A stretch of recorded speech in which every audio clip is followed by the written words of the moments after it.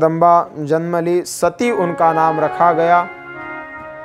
और सती के रूप में जब शक्ति ने साक्षात जन्म लिया तब सती माता शिव जी का सहज ध्यान करने लगी, क्योंकि शिव और शक्ति एक दूसरे से भिन्न नहीं है। यह शिव और शिवा है जो एक दूसरे से कभी भिन्न नहीं हो सकते। यह पुरुष और प्रकृति की तरह है। पुरुष मतलब क्या है? सृष्टि को बनाने वाला। प्रकृति मतलब क्या है? यह सारी सृष्टि। तो यह दोनों अलग नहीं है। जैसे मैंने प्रवचन के पूर्व भाग में ही कहा कि शब्द और शब्द का अर्थ ये दोनों अलग नहीं है। गंगा और गंगा की धारा ये दोनों अलग नहीं है। समुद्र और उस पर उठने वाली लहरें ये दोनों अलग नहीं है। वह सब कुछ एक ही है। ऐसे ही शिव और शक्ति माता पार्वती दोनों एक है।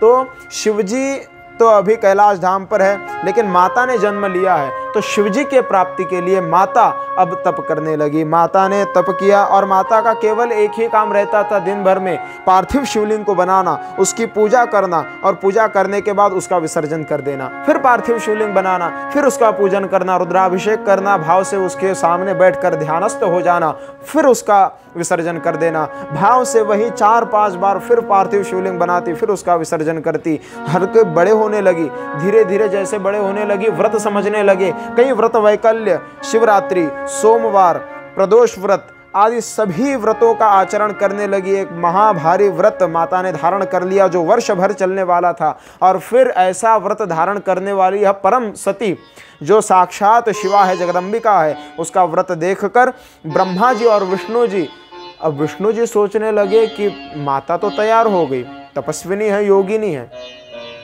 अब शिव जी को जाकर हम ये बता दें कि आप इनसे विवाह कर लीजिए।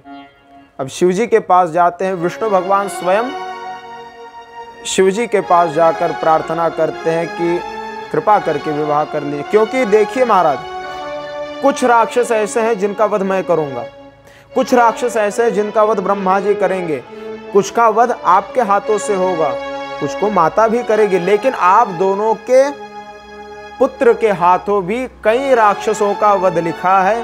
तारकासुर जैसे कई राक्षसों का वध आपके पुत्र के हाथों ही होना है, इसलिए कृपा करके आप विवाह कर लीजिए। सारे देवता त्रस्त है और यहाँ पर माता भी तैयार। तो फिर विष्णु जी को शिव जी कहते हैं विवाह तो कर लेंगे, कोई बात नहीं आप कह रहे हैं, लेकिन फिर योगिनी चाहिए।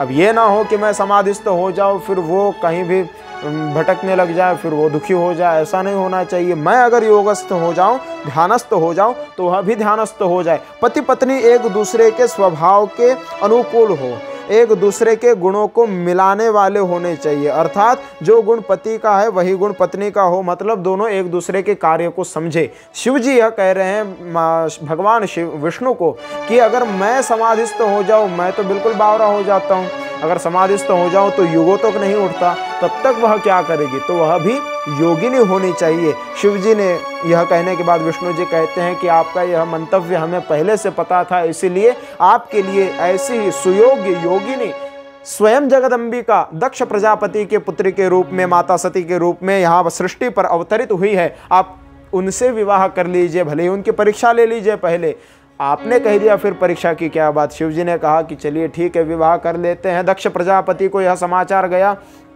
और फिर यहाँ जो माता सती का तप चल रहा था, उस तपस्या से प्रसन्न होकर शिव जी वहाँ प्रकट हुए, वरदान दे दिया कि मैं तुम्हारा वर्ण करूँगा, तुम मेरी पत्नी के रूप में हो जाओगी, चिंता मत करो, मैं तुम्हारा स्वीकार करूँगा। और वह घर चली गई। दक्ष प्रजापति को समाचार मिला कि अपनी पुत्री को स्वयं शिव जी ब्याह कर ले जाएंगे। चिंता होने लगी कि अब उनके पास संदेश लेकर कौन जाएगा कि कब करेंगे विवाह, कब होगा यह सब, मंगल मुहूर्त कब निकालेंगे, यह सब बातें। तो फिर ब्रह्मा जी अपनी पत्नी के साथ, सरस्वती माता के साथ प्रजापति दक्ष के घर पधारे। प्रजापति ने ब्रह्मा जी को देखकर बड़ा प्रसन्न होकर उनको आसन दिया और फिर ब्रह्मा जी ने कहा कि तुम्हारी पुत्री को शंकर जी ब्याह ले जाएंगे। शिव जी ठीक है, वो तो हमें सब पता है, लेकिन फिर कौन उनको समाचार देने, बोले हम ही जाएंगे।